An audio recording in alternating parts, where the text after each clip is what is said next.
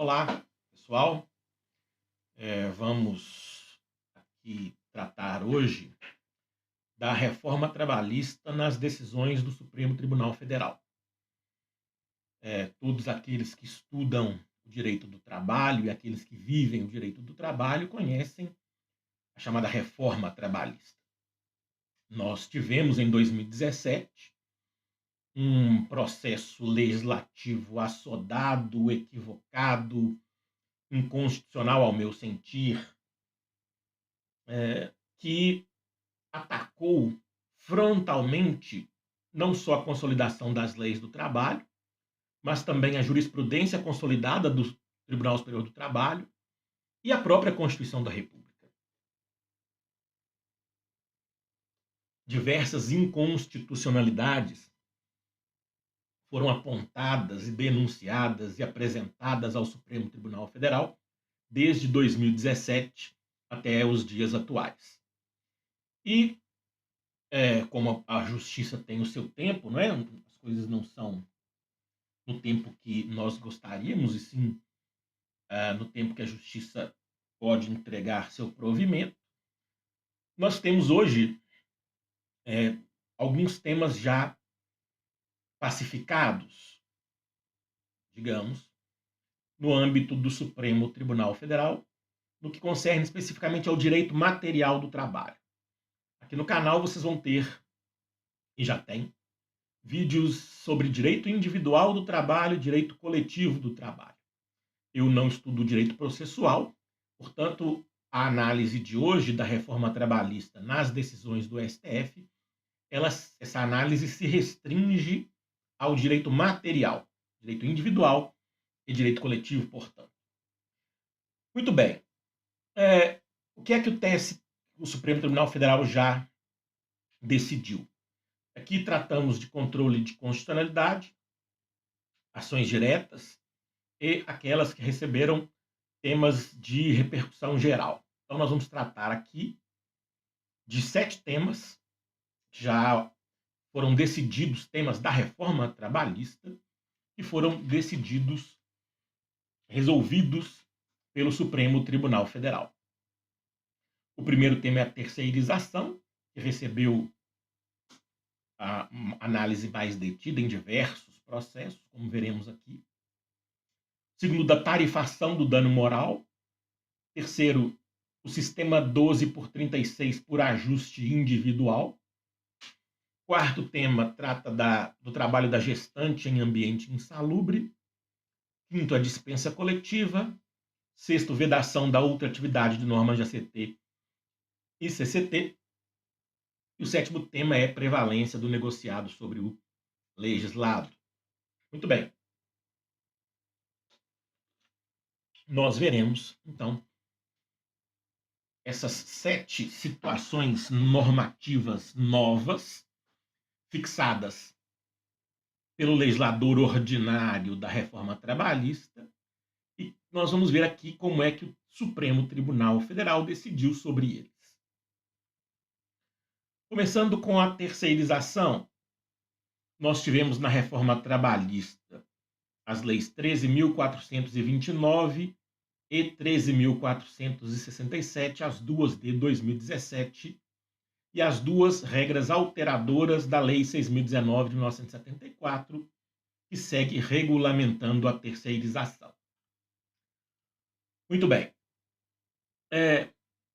Ainda que não trate direta especificamente da reforma trabalhista, o tema 246 trouxe impacto também nas regras da terceirização reformada, na regra reformada da Lei 6.019 de 1974. O tema 246 da repercussão geral do Supremo Tribunal Federal fixou a seguinte tese: o inadimplemento dos encargos trabalhistas dos empregados do contratado não transfere automaticamente ao poder público contratante a responsabilidade pelo seu pagamento, seja em caráter solidário ou subsidiário. E faz referência à lei anterior, mas aplica-se nos termos da Lei 6.019 de 74. O que é que fixou o Supremo aqui, nesse tema especificamente? Depois ele discorre um pouco mais sobre isso em outras decisões. Não basta que haja o inadimplemento das obrigações do empregador para que o ente público tomador dos serviços seja responsável, solidário ou subsidiário. Como é que funciona isso na terceirização em geral? Antes, como é que funciona a terceirização? Nós temos um tomador dos serviços, um cliente, como a lei diz, ou contratante, e ele quer contratar trabalho, mas não quer ser empregador. Ele quer contratar a prestação de serviços, mas sem os ônus do vínculo empregatício. O que ele faz? Ele contrata uma terceira pessoa, uma interposta pessoa, uma contratada, para que ela seja a empregadora do trabalhador terceirizado. Nós temos aqui no canal outros vídeos sobre terceirização e eles tratam mais detidamente desse fenômeno. Vale a pena depois vocês darem uma olhada. Aqui nós estamos tratando da decisão do Supremo. Mas a terceirização é isso, é uma interposta pessoa entre aquela que quer contratar trabalho e aquela que quer trabalhar. Essa interposta pessoa é empregadora, como alguns chamam empresa de terceirização, interposta, ela recebe alguns nomes. O que o tema 246 da repercussão geral estabelece é que o simples inadimplemento das obrigações por parte do empregador não transfere para o ente público tomador dos serviços a responsabilidade pela satisfação dos créditos trabalhistas. Então, o tema 246 trata disso. O tema 383 também antecede a própria análise da reforma trabalhista, mas se aplica às relações terceirizadas a partir de 2017. Diz que a equiparação de remuneração entre empregados da empresa tomadora de serviços e empregados da empresa contratada, terceirizada, fere o princípio da livre iniciativa, por se tratar de agentes econômicos distintos que não podem estar sujeitos a decisões empresariais que não são suas. O que fundamenta economicamente a terceirização? Sempre foi a redução do custo da mão de obra. Se você for ler sobre isso lá na administração de empresas, eles têm uma outra teorização, que eu respeito, e a teorização deles. Eles vão dizer que o que justifica a terceirização é a especialização da contratação. O tomador dos serviços cuida da sua atividade e deixa a contratação de mão de obra nas mãos de outra empresa, de outra sociedade empresária. Para mim, sempre foi a redução de custos pela via do rebaixamento do valor da mão de obra do trabalhador terceirizado. A discussão em torno disso, que está fixado pelo Supremo no tema 383, é a seguinte: o trabalhador terceirizado tem direito, por força da lei, ao mesmo salário do empregado do tomador dos serviços. Portanto, são trabalhadores vinculados a empregadores diferentes. O trabalhador terceirizado e um outro trabalhador que é contratado direto pelo tomador dos serviços. Vamos exemplificar aqui sem dar nomes, mas vamos exemplificar com um banco. O banco resolve terceirizar lá suas atividades na agência. Então, ela passa a contar com trabalhadores terceirizados. Ela tem que pagar o mesmo valor que ela paga aos seus bancários empregados para os trabalhadores terceirizados? Diz o Supremo Tribunal Federal que não, que essa não pode ser uma exigência legal, pois tal exigência legal fere o princípio da livre iniciativa. Bom, eu me permito discordar, mas isso não vai adiantar de muita coisa, porque o tema é da repercussão geral. Tema 725, e aí trata especificamente da reforma trabalhista, porque atinge regra direta da reforma trabalhista para validá-la, o tema 725 estabelece o seguinte: é lícita a terceirização ou qualquer outra forma de divisão do trabalho entre pessoas jurídicas distintas. Esse qualquer outra forma de divisão do trabalho traz um problema referente à pejotização, mas eu não vou tratar nesse vídeo. Vamos tratar apenas da terceirização. É lícita a terceirização ou qualquer outra forma de divisão do trabalho entre pessoas jurídicas distintas, independentemente do objetivo social das empresas envolvidas, mantida a responsabilidade subsidiária da empresa contratante. Bom, quem estudou direito do trabalho ou viveu o trabalho antes de 2017, há de se lembrar de uma dicotomia importante no âmbito da terceirização, que era atividade meio versus atividade fim.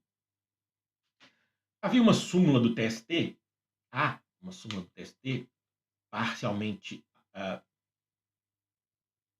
afastada pelo Supremo Tribunal Federal, a súmula 331, que na prática ela proibia a terceirização em atividade fim e permitia a terceirização em atividade meio. A ideia é de que as atividades finalísticas essenciais deveriam ser desenvolvidas por empregados e que as atividades acessórias, periféricas, as atividades meio, poderiam ser terceirizadas para outras pessoas jurídicas que contratassem lá seus trabalhadores terceirizados. Então havia essa discussão infinda na jurisprudência trabalhista do que era atividade meio e do que era atividade fim. Isso acaba com a reforma trabalhista e é isso que vem validar o tema 725.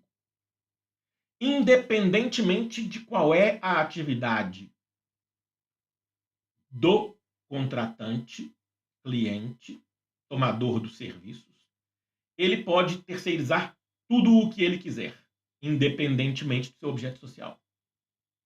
Então, um banco, se ele quiser terceirizar todos os seus empregados, caixa, gerente, atendente, office boy, todos, se um banco não quiser ter nenhum único empregado, para o Supremo Tribunal Federal esse é um direito dele, banco.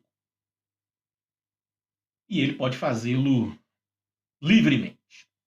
Então, fim da dicotomia atividade meio versus atividade fim.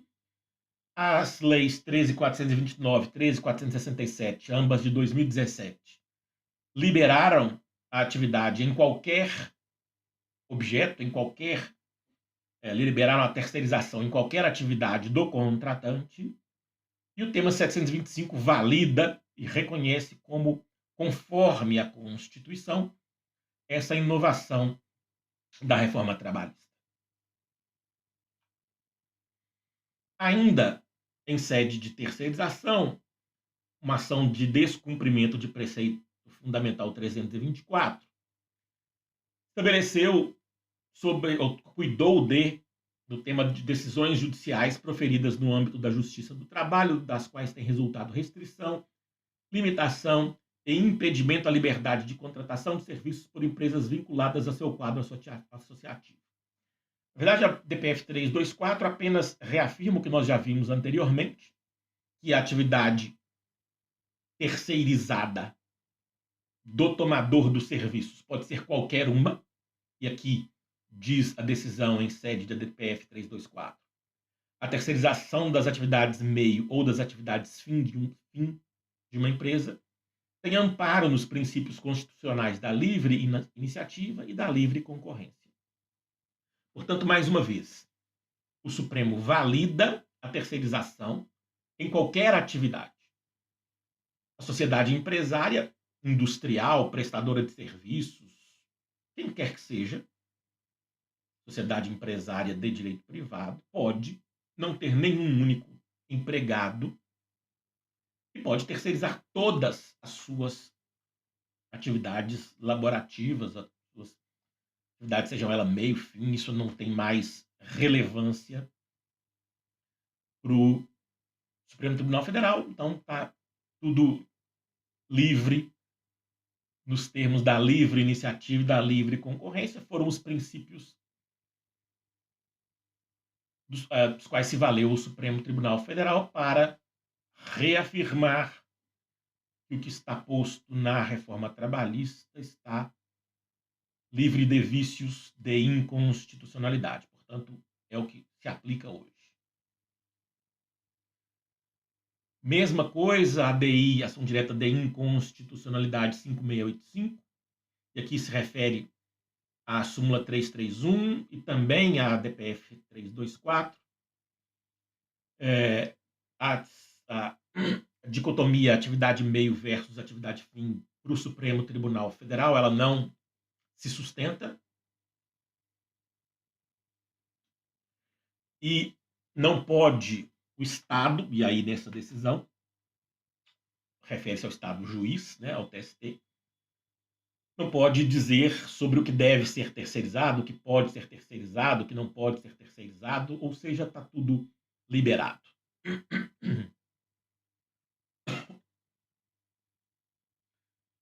Um outro tema que trouxe algum desconforto à advocacia e à magistratura trabalhista em decorrência da reforma trabalhista foi a tarifação do dano moral, um outro assunto, uma outra regra da CLT.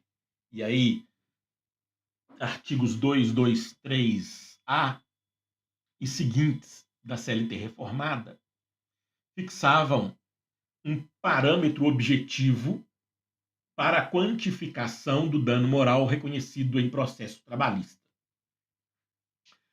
Esse era um tema também de interesse da indústria, da Confederação Nacional da Indústria, que se ressente do que ela chama de insegurança jurídica.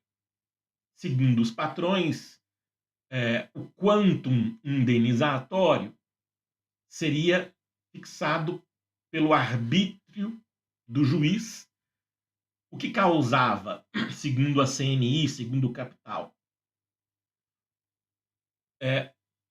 a fixação de valores muito díspares. Um mesmo fato, acidente, por exemplo, ensejando uma condenação muito alta para um, muito baixa para outro, sem critério, segundo dizia a Confederação Nacional da Indústria, discurso que foi absorvido, foi comprado pela reforma. E aí o que a reforma criou nos artigos 223A e seguintes foi o que a doutrina chamou de tarifação do dano moral. Então, a reparação do dano ela ficaria vinculada ao salário do trabalhador.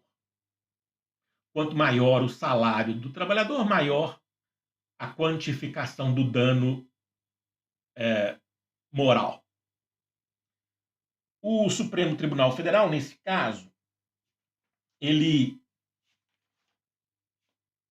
diz que deve-se dar interpretação conforme a Constituição aos artigos 223A e seguintes. Ele não disse que é inconstitucional, mas disse como deve ser interpretado o novo conjunto normativo seletista. Então, diz a decisão em ADI 6050. Os critérios de quantificação de reparação do dano previstos nos artigos 223G, caput, parágrafo 1º, deverão ser observados pelo julgador como critérios orientativos. Portanto, não são vinculantes. Pode o juiz fixar a reparação do dano em patamares superiores àqueles patamares fixados pela lei. Então, embora tenha dito o Supremo que são constitucionais as regras, na verdade, são constitucionais desde que haja uma interpretação conforme, ou seja, o juiz não está adstrito a essa tarifação. Se a tarifação é meramente orientativa, ela deixa de ser tarifação e passa a ser sugestão. Né? Então, aqui exige-se interpretação conforme e agiu bem, no meu entendimento modesto, o Supremo Tribunal Federal. Aqui um outro problema sério do direito do trabalho brasileiro, que é a jornada de 12 horas. Desde a reforma trabalhista, muito se criticou em relação à possibilidade de contratação de uma jornada ordinária de 12 horas. Por quê? Porque a Constituição fixou um limite objetivo, numérico, ordinário, que é 8 horas. Esse é o limite. Se a Constituição fixou o limite de 8, não poderia o legislador infraconstitucional excepcionar, dizendo que pode ser 12, ainda que com folga nas próximas 36 horas. Quando isso se dava, esse sistema 12 por 36, por negociação coletiva, havia a compreensão de que se tratava de decisão da categoria dentro do permissivo constitucional que diz 8 horas por dia, 44 por semana, vírgula, ressalvada a negociação coletiva.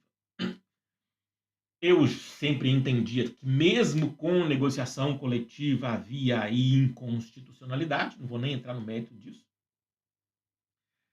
Agora, permitir a jornada de 12 horas por ajuste bilateral empregado e empregador é uma flagrante inconstitucionalidade. Mas quem diz por último é o Supremo e ele disse que não é. Com a devida vênia, a fundamentação é fraca juridicamente. Ao dizer que essa jornada de 8 horas diárias ou a semana de 44 horas, que esses parâmetros eles poderiam ser flexibilizados por acordo ou convenção coletiva, mas também que podem, esses parâmetros de 8 e o parâmetro de 44, eles poderiam ser flexibilizados pelo ajuste bilateral empregado-empregador. E aí se confunde o julgado ao dizer que aí há uma compensação. Eu trabalho 4 horas a mais num dia, compensadas essas 4 horas com folga nas próximas 36 horas, confundindo prorrogação de jornada ordinariamente com intervalo intrajornada, que são institutos que não se confundem e não se compensam.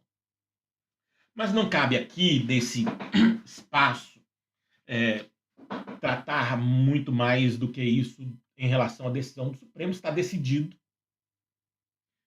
Eu trato do tema no meu curso de Direito do Trabalho, publicado pela editora RTM. Trato disso em artigos científicos.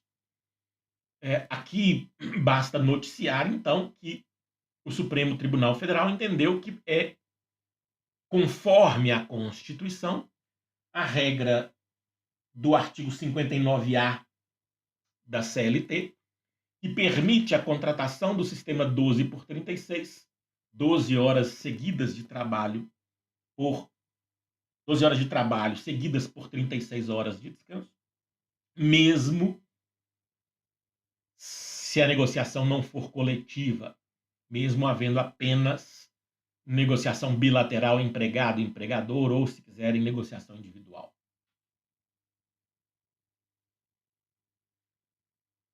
Um tema que foi bastante debatido logo após a reforma trabalhista, e aqui bem solucionado pelo Supremo Tribunal Federal, foi o tema do trabalho da gestante em ambiente insalubre, ADI 5685, que discutia a regra do artigo 394-A da CLT. Aqui, o Supremo Tribunal Federal julgou inconstitucional parte do artigo 394-A. Como é que isso funcionava? O legislador da reforma, ele estabeleceu o seguinte, em síntese e na prática. A mulher trabalhadora gestante poderia seguir trabalhando em ambiente insalubre e só seria afastada do trabalho em ambiente insalubre se o seu médico de confiança recomendasse o afastamento. E aqui um problema sério, porque o legislador da reforma, ele desconhece o óbvio. Primeiro, o médico de confiança da mulher trabalhadora poderia recomendar o afastamento dela do ambiente insalubre. Agora você imagine o médico sentado na salinha dele lá no SUS, que não sabe onde é que é o ambiente de trabalho da mulher, se ele é saudável, se ele é insalubre, não tem como ele saber isso. E aí ele vai de fora decidir se o afastamento é recomendável ou não. Antes disso mesmo, para início de conversa, a mulher trabalhadora sequer tem um, aspas, médico de confiança, que é a expressão usada pelo legislador. Então isso era um absurdo, impor à mulher trabalhadora gestante que buscasse um relatório médico, um laudo médico, indicando o seu afastamento do local de trabalho, em razão da gestação, porque o ambiente é insalubre. O Supremo, em boa hora, aí reconheceu que é inconstitucional essa parte da regra. Então, a decisão foi julgar procedente o pedido formulado na ação direta para declarar a inconstitucionalidade da expressão aspas, quando apresentar atestado de saúde emitido por médico de confiança da mulher que recomende o afastamento, contido nos incisos 2 e 3 do artigo 394-A da CLT. Então, hoje, em síntese, a trabalhadora gestante será afastada do trabalho em ambiente insalubre, não se responsabilizando ela por identificar se é bom ou ruim a sua permanência. Ela será afastada por força da decisão do Supremo Tribunal Federal em ADI 5685. Uma outra decisão que trata indiretamente de assunto da reforma trabalhista foi o da possibilidade da dispensa coletiva sem que o sindicato possa impedir esse ato. Bom, qual é o tema em discussão? Dispensas coletivas são aquelas praticadas pelo empregador em relação a um grande número de seus empregados. Elas afetam a coletividade, não só dos trabalhadores, mas dos familiares e de uma própria comunidade em geral. Nós temos um julgado sobre o tema, o famoso caso a Embraer, que foi decidido pelo Supremo, que depois deu ensejo ao tema 638, em que uma dispensa coletiva na Embraer afetou toda uma região no estado de São Paulo. Então, ao se perceber que a dispensa coletiva impacta uma coletividade, por óbvio, supõe-se que deve haver participação do sindicato, enquanto ente coletivo representante da categoria, nesse ato de dispensa coletiva. O que a reforma trabalhista estabeleceu é que não se diferencia entre dispensas individuais ou dispensas coletivas. Deveriam ter todas elas o mesmo tratamento. O que o Supremo indiretamente diz no tema 638 é que não é bem assim. Sendo a dispensa coletiva, deve haver a participação do sindicato. Ok, mas que não se confunde com a autorização do sindicato para que a dispensa ocorra. Então nós ficamos, na prática, no meio do caminho. Ok, a dispensa coletiva impõe a atuação sindical, mas não exige a concordância do sindicato e nem a celebração de convenção ou acordo coletivo. Na prática, os tribunais trabalhistas deverão modular esse tema 638 para dizer em que consistirá essa intervenção do sindicato. A tese fixada foi a seguinte: a intervenção sindical prévia é exigência procedimental imprescindível para a dispensa em massa de trabalhadores, que não se confunde com autorização prévia por parte da entidade sindical ou celebração de convenção ou acordo coletivo. Muito bem. O empregador vai dispensar coletivamente. Antes, ele chama o sindicato para atuar.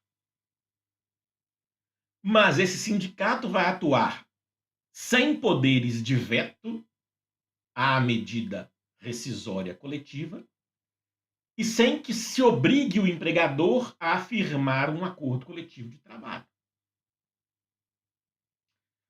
Portanto, na melhor das hipóteses, o que o sindicato pode fazer é propor medida de redução de danos. Olha, senhor empregador, dispense X ou Y, Z categorias, ou grupos, ou aqueles que estão mais próximos da aposentadoria que fiquem preservados, não sei. Mas o que o sindicato poderá fazer é tratar ou tentar conter os danos que ele não pode impedir, porque ele não pode impedir a dispensa coletiva e ela não precede acordo ou convenção. E aí, então, nós temos um meio termo que não ficou bem resolvido no tema 638.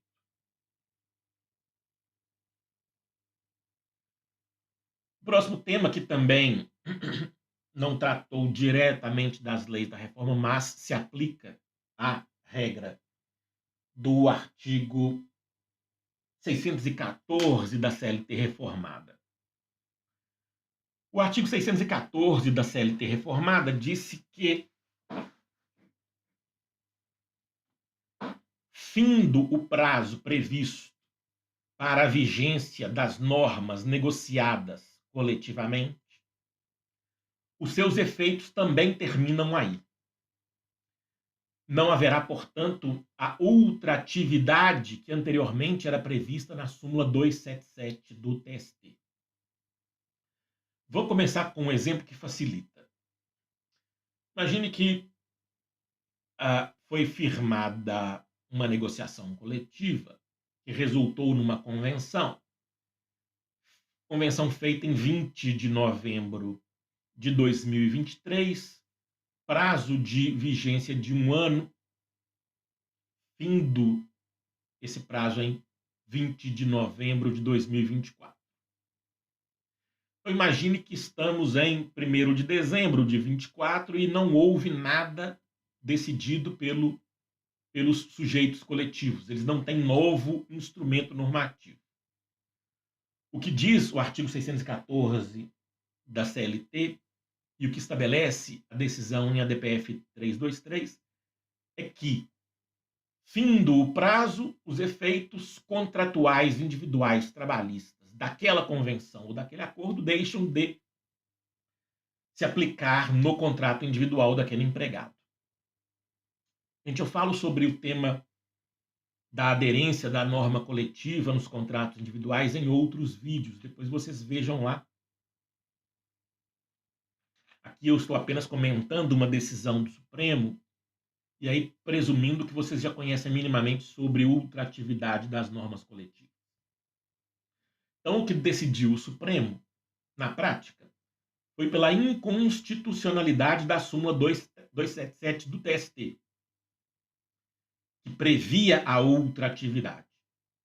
Então, indiretamente, a decisão em ADPF 323 valida o que estabeleceu a CLT reformada em seu artigo 614, ou seja, uma vez que está findo o prazo, uma vez que terminou o prazo de vigência da negociação coletiva, suas normas que vigoravam no contrato individual deixarão de vigorar exceto a norma salário, a regra sobre salário, mas as demais deixarão de vigorar até que outra venha a regulamentar, podendo haver, inclusive, espaços vazios no tempo em relação a essa normatização. Como o objetivo da aula de hoje é apenas comentar as decisões do Supremo sobre a reforma, eu não vou me ater muito aqui à teoria da ultratividade da norma, vocês podem ver em outros vídeos, mas aqui apenas sobre o que decidiu o Supremo. Decidiu sobre a inconstitucionalidade da súmula 277 e indiretamente afirmou ser conforme a Constituição o novo artigo 614 da CLT reformada. O último tema, na verdade, não é 638, tema da prevalência do negociado sobre o legislado. O tema é 1046, eu tenho que corrigir depois aqui, mas o tema 1046, ele estabelece que havia aquela discussão, né? Vamos reposicionar aqui. O que a reforma trabalhista queria em relação ao artigo 611-A da CLT, que fixa a prevalência do negociado sobre o legislado? O que a reforma trabalhista queria era que sempre, em qualquer caso, em qualquer circunstância, o que foi negociado coletivamente deveria prevalecer sobre a legislação infraconstitucional. Famosa teoria da prevalência do negociado sobre o legislado. O que a reforma dizia no artigo 611-A era: o negociado prevalece sobre o legislado nos seguintes temas, dentre outros, e aí trazia o rol do 611-A. O que o Supremo disse, para mim, de modo correto, e eu até não previa, é que não é bem assim. Né? Também a interpretação aqui conforme. Presume-se que o negociado prevaleça sobre o legislado. Presume-se e valerá o negociado sobre o legislado, desde que se observe o princípio da adequação setorial negociada. A decisão do Supremo no tema 1046, está errado aí, tá, gente? Não é o 638, é o 1046. A decisão do Supremo no tema 1046 estabelece que são constitucionais os acordos e as convenções coletivas que, ao considerarem a adequação setorial negociada, pactuam limitações ou afastamento de direitos trabalhistas, independentemente da explicitação especificada de vantagens compensatórias, desde que respeitados os direitos absolutamente indisponíveis. Então, no tema 1046, nós vamos ter que observar o princípio da adequação setorial negociada. Esse princípio foi estabelecido, identificado, desenvolvido pelo professor, doutor, ministro do TST, Maurício Godinho Delgado, e estabelece que a negociação coletiva prevalece, primeiro, se há um padrão de direitos integralmente superior ao padrão normativo, que quase nunca acontece, ou havendo negociação que atinja conteúdo normatizado em proteção ao trabalhador, o faça em relação a direitos disponíveis. Então, o princípio da adequação setorial negociada preserva contra a negociação coletiva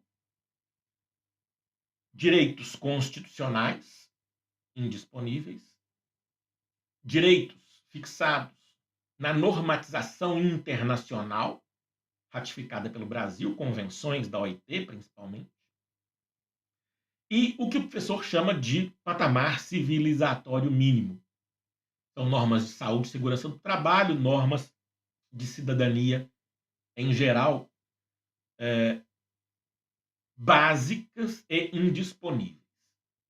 Então, o que é que nós temos como resultado do julgado aqui? Ok. Vamos pressupor a prevalência do negociado sobre o legislado, desde que preservado o princípio da adequação setorial negociada, desde que preservados direitos indisponíveis. Eu também tenho aqui alguns vídeos sobre negociação coletiva, seus limites, suas possibilidades, e agora apenas com a novidade do tema 1046, que foi decidido em sede de repercussão geral pelo Supremo Tribunal Federal. Eu trago aqui, então, em síntese, a apresentação desses temas. O meu material atualizado dos demais temas de direito material trarão essas inovações, e aí eu explico tema por tema quando for tratar dos assuntos específicos nas aulas. Hoje a intenção era só apresentar o que o Supremo já decidiu sobre reforma trabalhista. Bom, peço que você dê seu like aí no vídeo, que você faça comentários são importantes. Peço também que você divulgue esse vídeo para os seus colegas que estudam o direito do trabalho e para aqueles todos que vivenciam o trabalho e o direito do trabalho aqui no nosso país. Muito obrigado, um abraço para todo mundo, até breve.